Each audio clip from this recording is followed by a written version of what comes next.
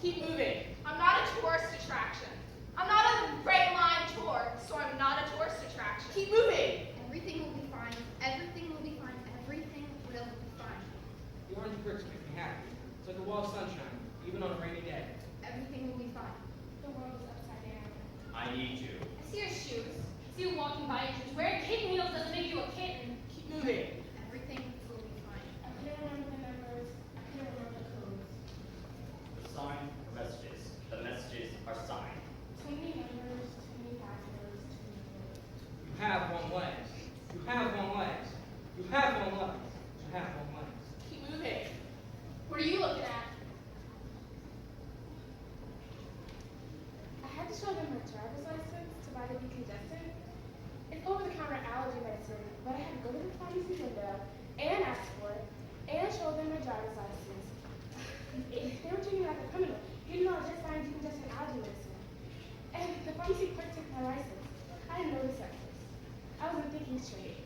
I was congested. My head felt like it weighed 100 pounds. All I could think about was how long it would take for the medicine to start working. It was a Sunday night, late. It was almost midnight till I got home. And I couldn't get in my building. I couldn't remember the codes. We don't have keys, we have codes, and I can remember mine. I rang everybody's bell, but nobody let me in. I listened to other people without even asking who's buzzing, but nobody let me in. Everything will be fine. On a rainy day. I couldn't remember the codes. All that's left is the ghost.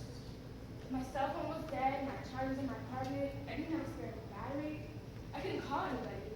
And without my phone, I didn't even know anybody's phone number. They're all in my phone. I don't have them memorized. I don't think anybody memorizes phone numbers anymore. But you like your phone.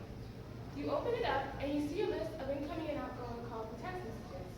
Between your phone and your email, that's your communication. That's your life. Everything will be fine.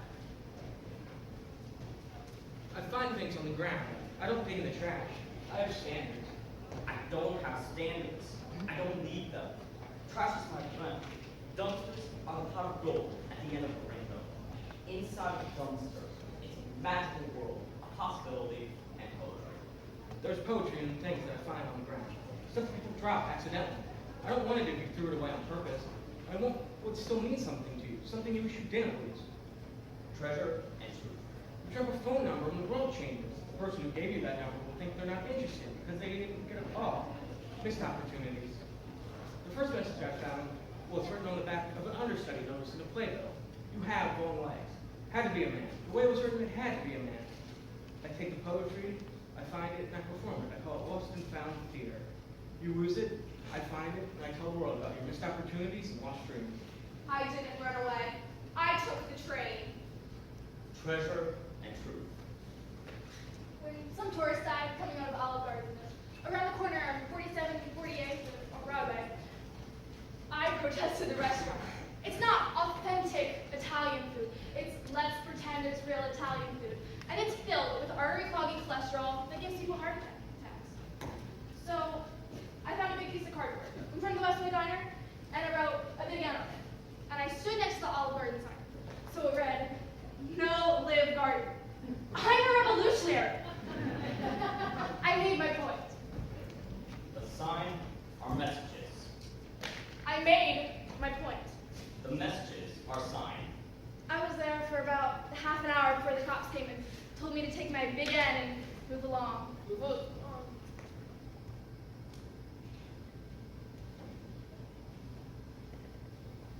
I didn't know what to do or where to go. Where do you go when you can't get in your building? Where do people who don't have homes go? I should have paid more attention to the news when they did stories about shelters.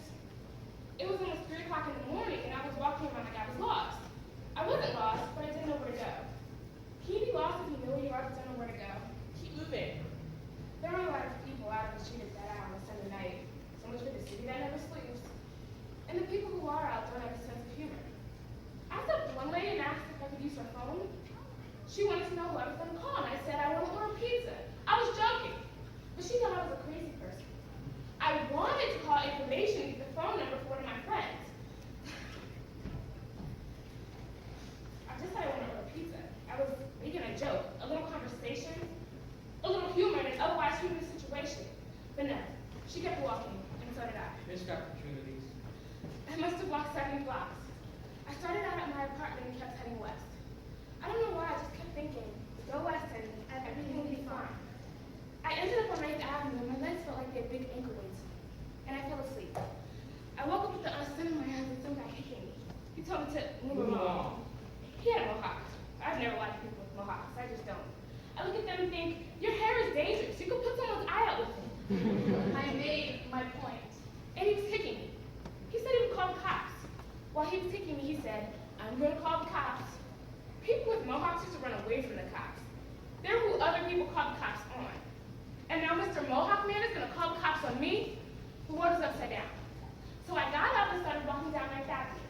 And people were staring at me. You've seen the people on 9th Avenue. A lot of them were peculiar. And they were staring at me. I didn't appreciate it. I said, what are you looking at? It was a holiday. So many holidays are on Mondays. I went to where I worked and no one was there. The security guard told me it was a temporary security guard. Security should never be temporary. He wouldn't let me up to where I worked. He wouldn't even let me in the building. He wasn't the slightest bit helpful or hospitable. I went back to my apartment building and I still couldn't get anyone to buzz me in. Where's the trust, people? Push the buzzer! What's the worst that can happen? Never mind. I know it could happen, but it wouldn't. Not with me. Maybe if you bust someone with a mohawk in, but not with me. I kept trying to remember my security code, but it was like my mind had lost the ability to remember anything. I wasn't even sure I was really at my building. Maybe that was the problem. And I was hungry. I was hungry, but I didn't have any cash. I went to the ATM down the block. Walking in your shoes. I put my card in, but I couldn't remember my PIN number.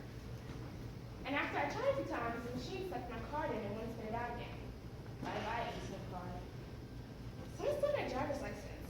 I don't remember who, but someone has it. My driver's license is gone, my ATM card is gone. I don't remember any of my numbers, not my zip code or my birthday or my social security number. If you don't know your numbers, you're nobody. You're nothing to nobody. Nobody can stop me from telling the truth. Treasure and truth. They put that camera on the W to keep an eye on me. On all of us. But they're gonna get more than they planned on. I'm gonna make a documentary. I'm gonna expose the world for what it is. It's a call. We used to hang out in front of the W.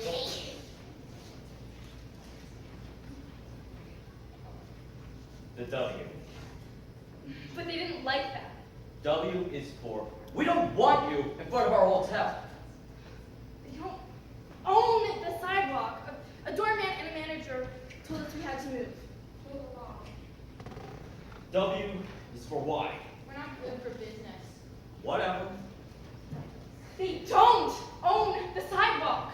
Word. I didn't want to be there. Why not? Keep moving. Where? I didn't know where else to go. They herded us like cattle. Who do you think you are? The manager got the cops to move us across the street like cattle. Move. What is the world coming to when I can't sit on the sidewalk in front of a hotel? They herded us like cattle. We had to keep moving. From one apartment to the next. 2 months one place, 2 weeks another, 2 days, 2 hours, a couple nights in one shelter, a few more someplace else. A rainy weekend in the basement of an apartment building on West 96th Street. Some shelters won't take you if you're over 18. Not in a family shelter, it's gotta be parents and young kids. So if my mom and little brother and sister went to a family shelter, I'd go someplace else. Anywhere I could. I'd meet up with them again the next morning and tell my mom I went to a shelter. It made her feel better. She's a lot of guilt over our situation. She's had some bad luck, and she's made some bad choices. So that's pretty much what life is. Luck and choices. So we had to keep moving. And moving. And moving.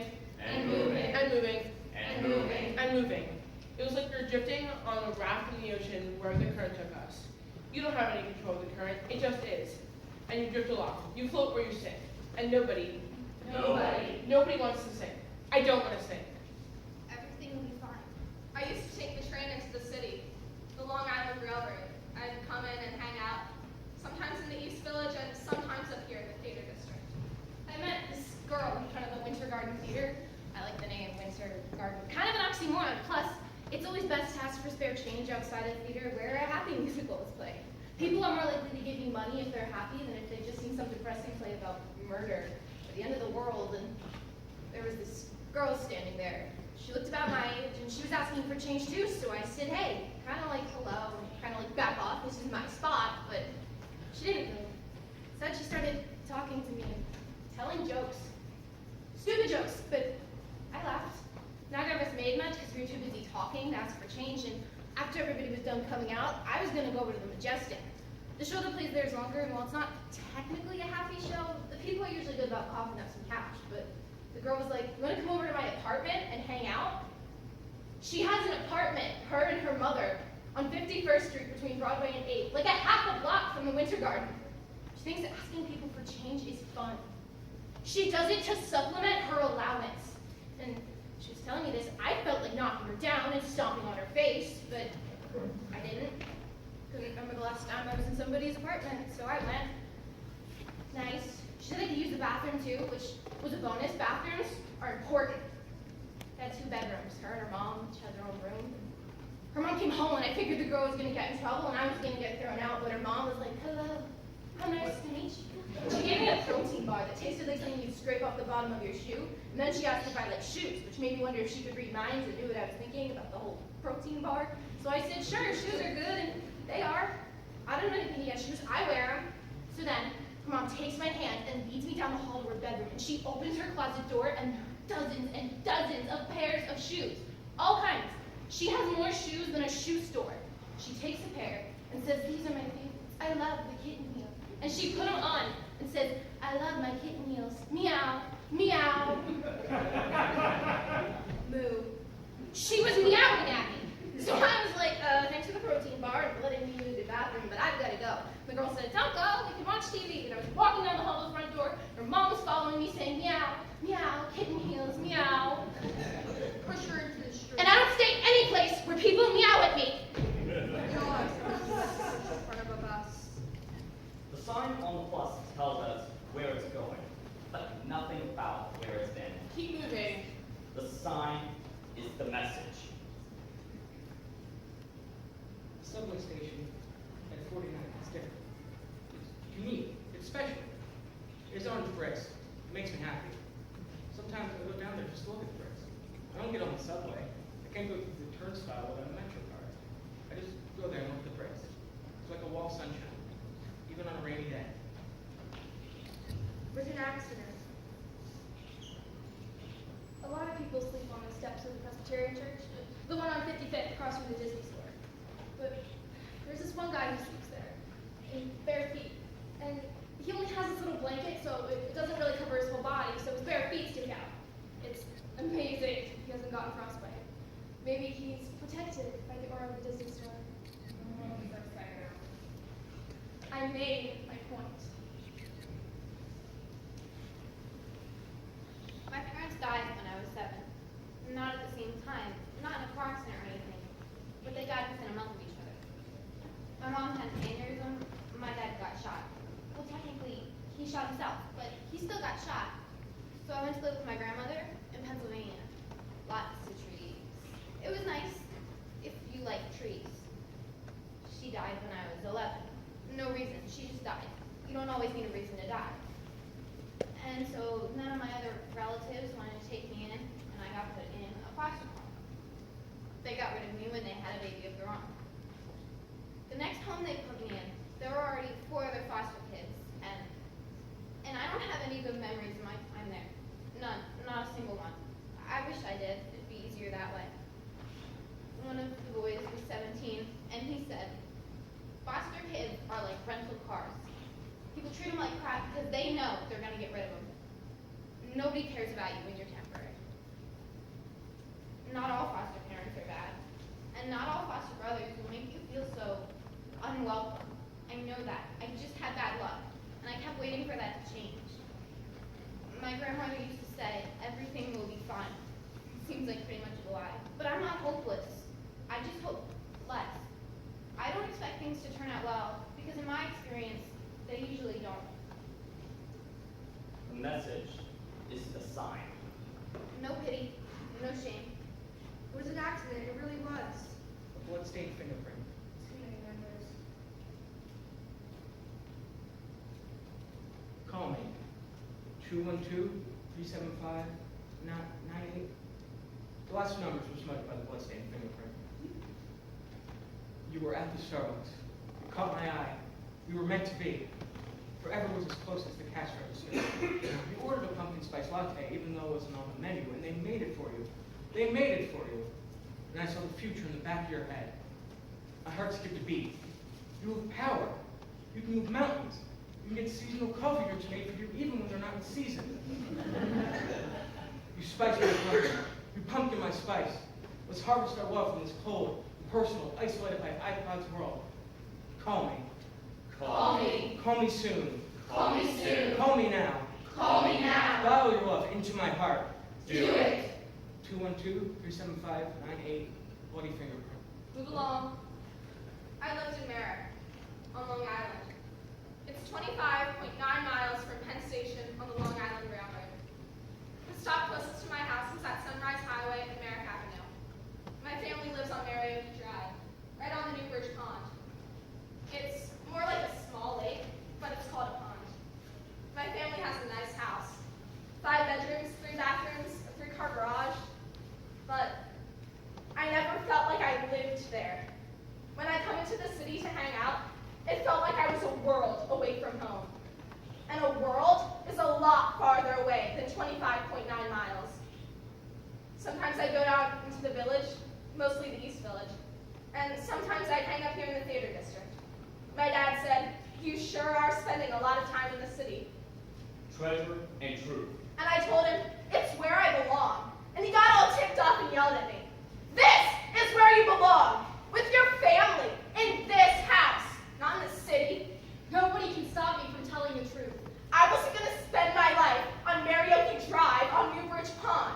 I wasn't going to spend my life in a house with 5 bedrooms and 3 bathrooms where nobody talks to anybody else. A good morning text message from your mom when she's already at work before you wake up isn't communication. It's technology. A sister who cares more about mascara that doesn't clump than she does about what's happening in the world is not somebody I want to have in the room next door. And yelling at me like I'm a bad dog is not going to make me see your point. I made my point. So I took the train into the city. And I stayed. This is where I belong. I didn't want to be there. A house is not a home if it's just a house. Mascara that doesn't clump won't change the world, and I am not a bad dog. I didn't run away. I took the train.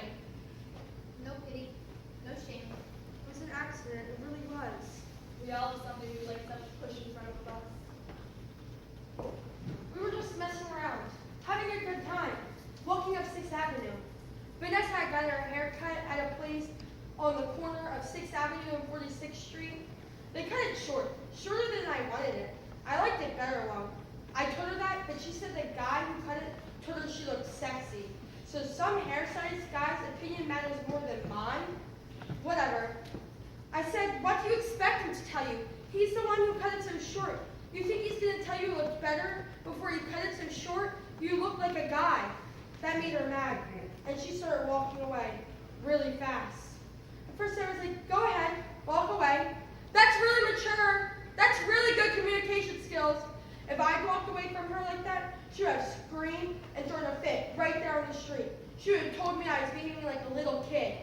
But there's a double standard with her. She gets to walk away and I'm supposed to just take it, just deal with it. But I was like, no, not today. So I grabbed her arm and I told her to. I said, don't you ever walk away from me again. And people were looking at us. People were staring. And I was like, what are you looking at? But I didn't care. I wasn't going to let Vanessa get away with acting like this. I wasn't. I kept telling her her hair was too short. It was. Her hair was too short. She was all, let me go. You're hurting me. But I wasn't letting go. I just kept telling her her hair was too short. It was. She always said that she wanted a relationship to be based on honesty. But when I was honest with her, she just got ticked off and walked away, disrespecting me on 6th Avenue. And I grabbed her shoulder and I said, don't, shut up! You don't get to tell me what to do. And she bit me. She bit me like an animal. And I pushed her, and she kind of tripped, and she fell in front of the number 7 bus. Pancakes, cat food, hummus. found that grocery list outside the food emporium on 8th Avenue and West 49th Street. W is for Y. I liked her a lot. Sometimes even thought I loved her. We were just having a fight. Every couple has a fight. The sign on the bus tells us where it's going, but nothing about where it's been. And 13 onions. I wanted to cry. Not in front of the people on 6th Avenue, but I wanted to cry. Not because I felt guilty, because it wasn't my fault. It was a good turnout at her funeral. She was cremated. I was happy about that. I didn't want her to get buried in that haircut that made her look like a guy. That would suck. It was a woman's handwriting, very flowery. We were a lady with one like cat. I don't stay any place where people yell at me. The press in her apartment, punching with the cats. Pancakes for them, cat food for her, and hummus for everyone else. Hooray! Chop all the onions, but try not to cry. Nothing. Nothing. Nothing dampens a brunch like tears. Nothing to nobody. Nobody can stop me from telling the truth. Treasure and truth. We're being lost, but I didn't know where to go. Can you be lost if you know where you are and don't know where to go? The sign are messages. The messages are signs. I write down the missing letters. The letters that were burned out on neon sign. They're missing because they're burned out. You can see the letters, but they're not lit up. All that's left is the ghost of the letters. So whenever I see the missing letters, I write it down in my notebook.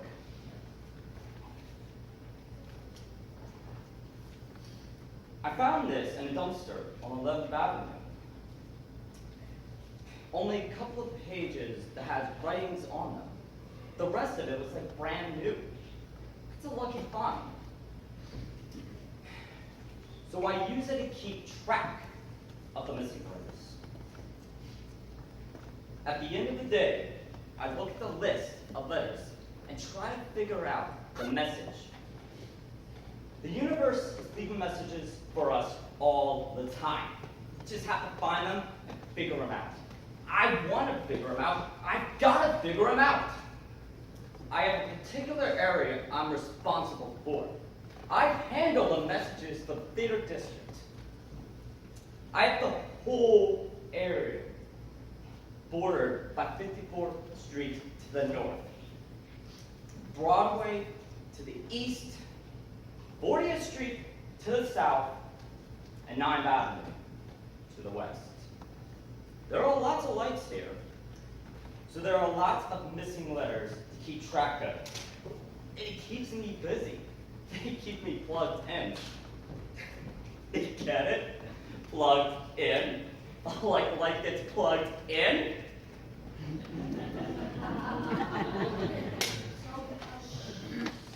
So, welcome to the letter patrol area. Nobody assigned it to me, but it's mine. It's mine. In keeping track of missing letters.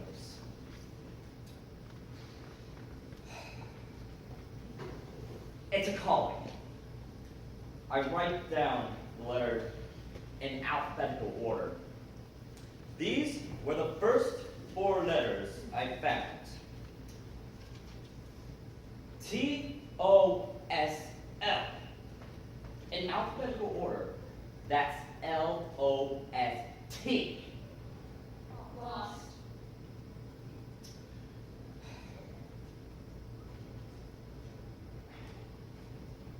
The first word letter I found was lost.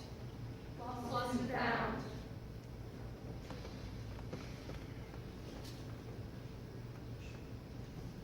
Next one. iPad. B-E-I-R-T. I thought it was a Middle East reference. Something to do with Lebanon. But the U was Missing. a missing U is hard to find. I've wandered around for hours trying to find you. By a vowel. But I didn't need you, after all. B-E-I-R-T. Try. iPad. EHOP. Hope. And the very next day, there was ACEENOPS. No escape. Hope. If you can.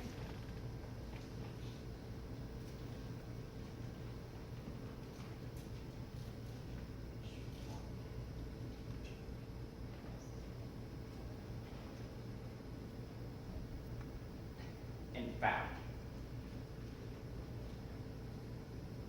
Nobody can stop me from telling the truth.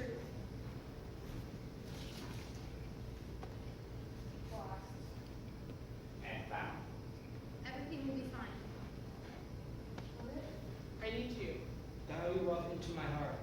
It would be easier that way. Life is like a seesaw. The world is upside down. And you have to keep moving. I'm drifting wherever the current takes me, but I can't stay on the raft, the life raft. I can't keep holding on. I don't have any control of the current, and it's getting stronger. I was my mom or little brother and sister for a while. It's been a couple months. Things started to get worse. It happens. I don't expect things to turn out well. It was hard for her to get through the day. She's a lot of guilt about everything that happened, about the things she did.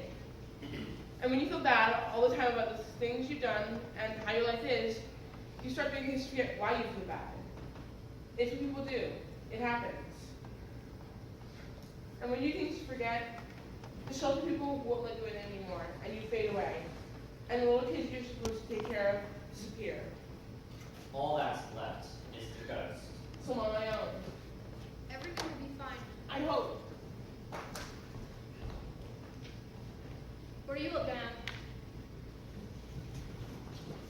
What are you looking at? We're afraid.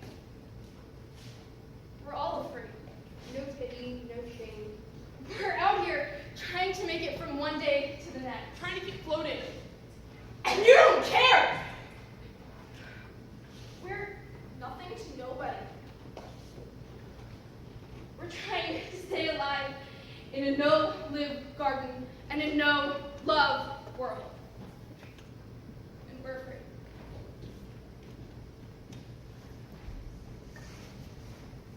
I'm afraid that I'm invisible.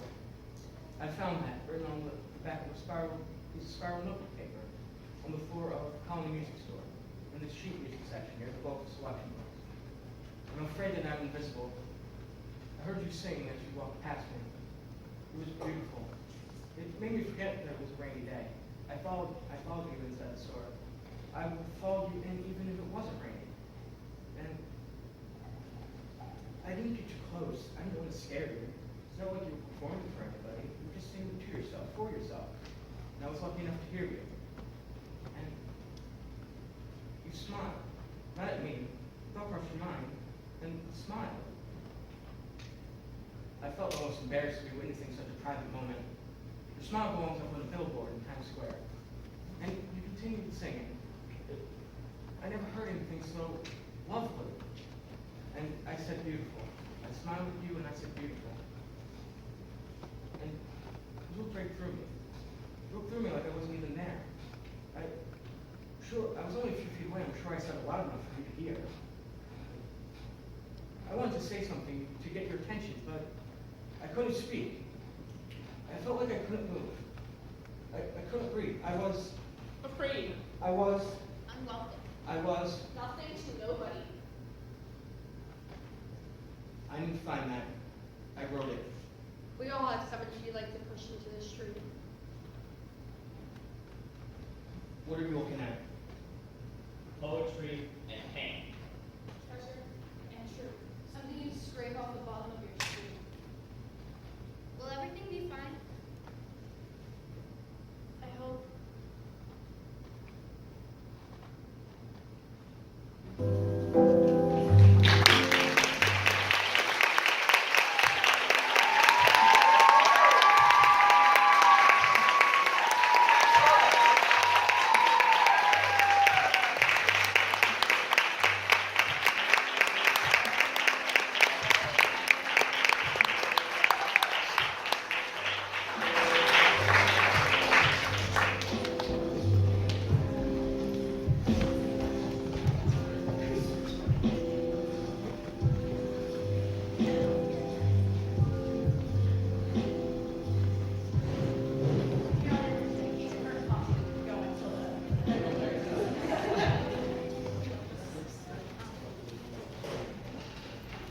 first. Okay. That's great job. I guess, is this an original show? Is it? No. Okay, gotcha. Well, in other case, I just want to thank all you guys just for giving a voice to these characters, these situations. So, monologues, huh? Right? I guess because you're, I get the older actors like with more experience than the adults, I can say these things. Thank you, Pete. Thank you, Pete. So, I guess when I think about monologues, obviously the big challenge, first and foremost, get it memorized. And then allow the monologue to be a story. Tell the story. There's ebbs and flows. There's ups and downs. It's not just yelling at an audience. It's building up to that, or even just finding a way to not yell at an audience. Just because you're angry doesn't always mean yelling. For a lot of performers, there was like the random comments that would be shouted out. The volume was there, but the diction wasn't always there. That's something to keep in mind. Can't always read my own handwriting. So this is a great ensemble piece, and you have to remember that yes, there's these individual moments where there's monologue, but you also, you created an entire picture, and the picture, in some instances, was alive and well, and other times it was just, I'm going to shut down and let this person speak their part. But I find that it's more interesting if the picture was just,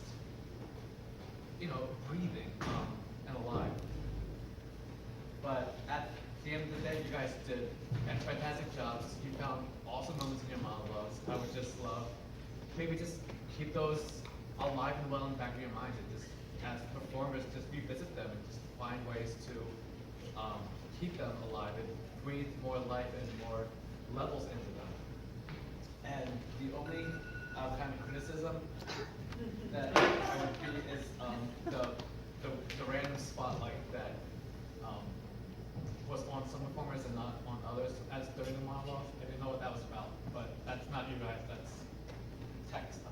And the thing for me is that sometimes it was like cutting your face off. Yeah. Yeah, that was real distracting. I didn't know if you guys needed to just take a step up or if the spotlight needed to get bigger. But I was like, oh, that's a really cool body shot, but I don't see his head though. All right, so let me start my time. So a show like this is super hard to do because there's so much going on and nothing going on at the same time. Okay, so it's really hard, A, to keep us interested, and B, to really know what you're doing on stage, because there's so much where you're just throwing in one word here in the middle of a monologue. And that's probably one of the hardest things to do. That said, I think you all did a really good job though.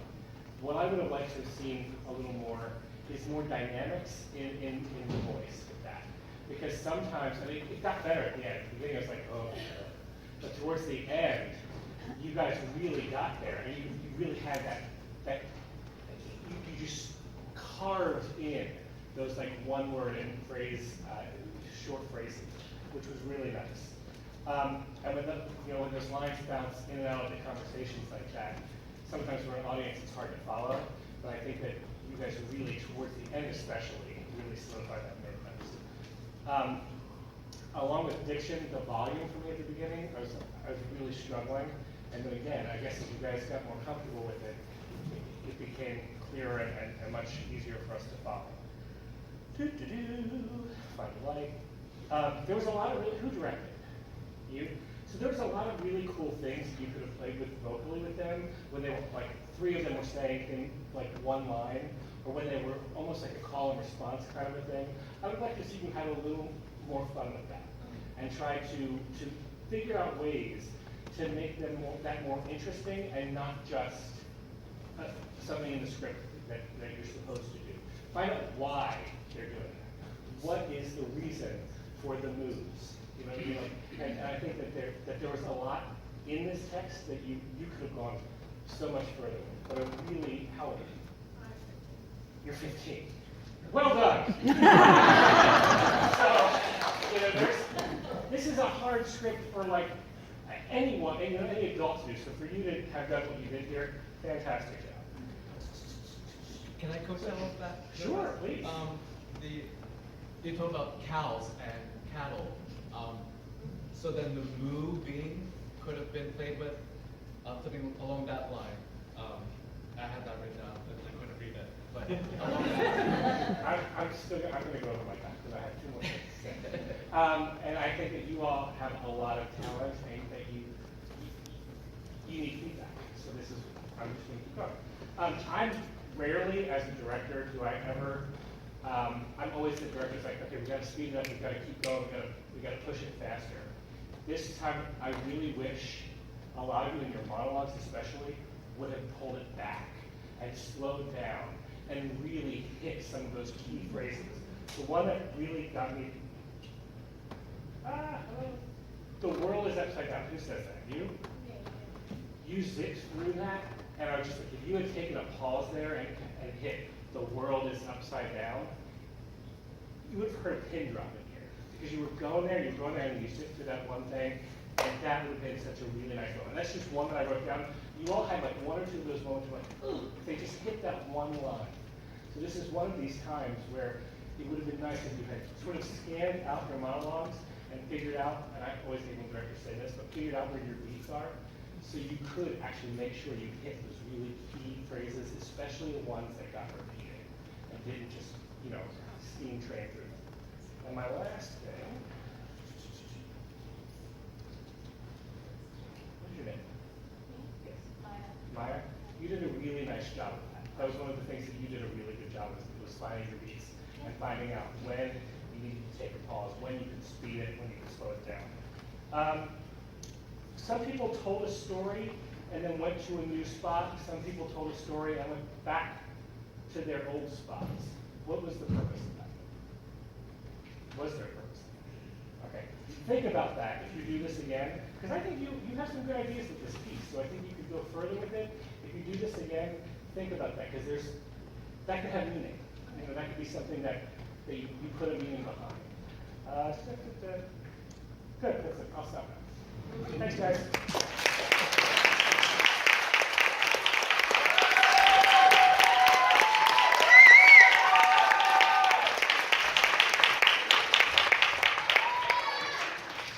So now, we get 15 minutes and work your head. We get